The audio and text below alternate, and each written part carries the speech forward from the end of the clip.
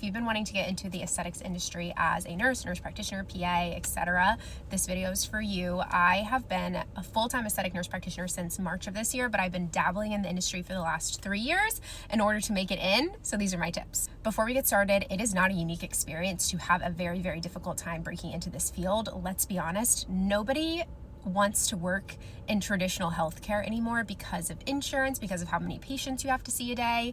So you are competing with a lot of people. Number one, my biggest tip is you have to take every opportunity that is given to you, whether that is your dream job or not your dream job, because experience matters so much in this field. Nobody wants somebody injecting their face with Botox who has never touched Botox before. The most ideal situations are going to be plastic surgery offices, med spas who are willing to train, and a lot of times it's big chain places. My biggest advice would just be look at your non-compete when it comes to places like that and make sure it's the smallest amount of space as possible. Number two, if you are looking to get into this field in the future, but you're currently working as a nurse, I would highly recommend any type of procedural background that you can get. So whether that's OR, PACU, dermatology, working on a surgical floor, like any type of surgical experience that you can get is going to be really helpful for advancing your career in the aesthetics field, because we know you're good with your hands. You could even say that an ER nurse is probably going to have a better chance of getting a job in aesthetics because of the amount of IVs and the amount of surgical things that they see on a daily basis. My third and final tip is kind of a hard one,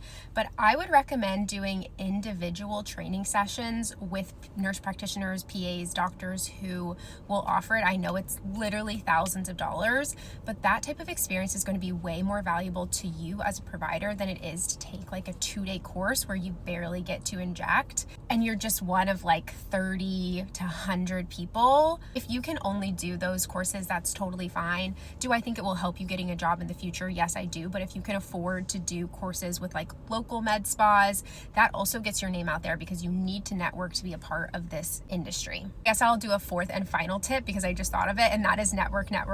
You need to make use of the people that you know. So if you have a friend of a friend of a friend who owns a local med spa, you need that friend of a friend of a friend to tell them that you would be a great injector. That makes all the difference. It's really about who you know, not what you know, in this field and a lot of fields in healthcare. I hope that helps. Let me know if you have any specific questions.